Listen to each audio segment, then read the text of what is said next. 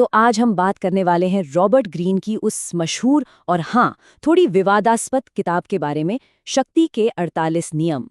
चलिए बिना किसी देरी के सीधे मुद्दे पर आते हैं और देखते हैं कि आखिर इसमें इतना खास है क्या। सोचिए, दरबार में जीवन शतरंज का एक गंभीर खेल है। ये लाइनें हमें सीधे उस दुनिया का दरवाजा दिखाती हैं जहां पावर का गेम चलता है।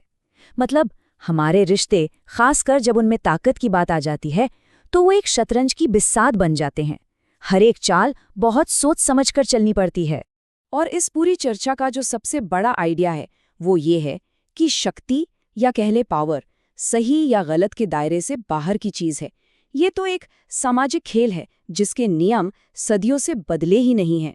तो चलिए सबसे पहले उस रहस्य को समझते हैं जो सत्ता की नींव है, लोगों की नज़र में आपकी छवि और आपकी प्रतिष्ठा। और हैरानी की बात यह है कि सत्ता अक्सर इस पर निर्भर करती है कि कोई कैसा दिखता है, न कि इस पर कि वो असल में है क्या।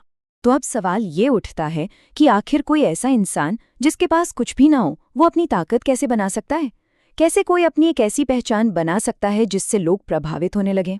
यहाँ माता हारी की कहानी बहुत कुछ सिखाती है। देखिए, उन्होंने अपने आसपास एक ऐसा रहस्यमयी माहौल बना दिया कि लोग उनके बारे में बस और जानना चाहते थे। वो अपनी पहचान और कहानियों को लगातार बदलती रहती थीं, जिससे लोगों की उत्सुकता कभी कम ही नहीं हुई। उन्होंने ये बात अच्छी तरह समझ ली थी कि रहस्य ही उनकी सबसे बड़ी ताकत है। और यहीं एक कड़वा सच सामने आता है।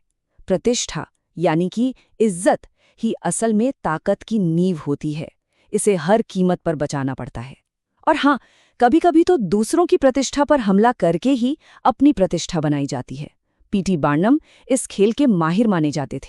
ये देखना बहुत दिलचस्प है कि बर्नम की रणनीति वक्त के साथ कैसे बदली।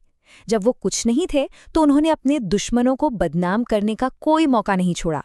लेकिन जैसे ही वो मशहूर हो गए, उन्होंने मजाक और हास्य का सहारा लेना शुरू कर दिया। ये साफ दिखाता है कि ताकत बढ़ने के साथ साथ रणनीति भी बदलनी पड़ती है।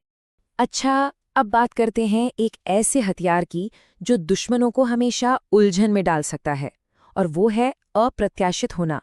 मतलब कुछ ऐसा करना जिसकी किसी ने उम्मीद ही न की हो। जरा कल्पना कीजिए, 1.5 लाख सैनिकों की एक विशाल सेना एक छोटे से असुरक्षित शहर पर हमला करने के लिए बढ़ रही है। बचने की कोई उम्मीद दूर दूर तक नहीं है। लेकिन तभी शहर का जनरल चुको लियांग कुछ ऐसा करता है जिसकी कोई सोच भी नहीं सकता। वो शहर के दरवाजे खुलवा देता है और दीवार पर बैठकर शांति से संगीत बजाने लगता है। वाकई एक हैरान कर देने वाला कदम। दुश्मन का कमांडर सिमा यी लियांग की इस अजीब चाल को समझ ही नहीं पाता। उसे लगता है कि ये पक्का कोई जाल है और वो डरकर अपनी पूरी सेना को वापस लौटने का हुक्म दे देता है। बस एक अप्रत्याशित चाल और पूरा शहर बच गया। तो ये है नियम नंबर 17। हमेशा कुछ ऐसा करो जिसकी किसी को उम्मीद ना हो। क्यों? क्योंकि इंसान आदतों के गुलाम होते हैं, और जब आप कुछ अलग करते हैं तो वो डर जाते हैं, उनका संतुलन बिगड़ जाता है। लियांग ने बस इसी डर का फायदा उठाया था। अब हम बात करेंगे एक ऐसे हथियार की जो शायद ताकत से भी ज्यादा शक्तिशाली है, और वो है सब्र। यह हमें सिखाता है कि सही वक्त का इंतजार करना कितना जरूरी है। ये कहानी सब्र की ताकत को बड़े अच्छे से समझाती है। एक ताकतवर आदमी भी एक झटके में घोड़े की पूंछ नहीं उखाड़ सकता, लेकिन एक कमजोर आदमी एक एक करके बाल निकाले तो वो पूरी पूंछ साफ कर सकता है। कहने का मतलब है कि लगातार कोशिश करने से बड़ी मुश्किल भी आसान हो जाती। तो सबक ये है, कभी भी जल्दबाजी मत दिखाइए। जल्दबाजी करना मतलब कमजोरी दिखाना।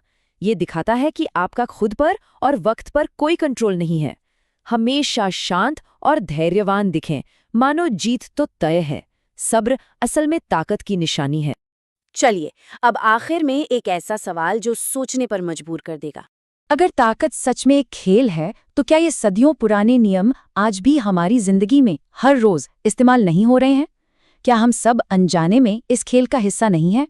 इस पर सोचना तो बनता है।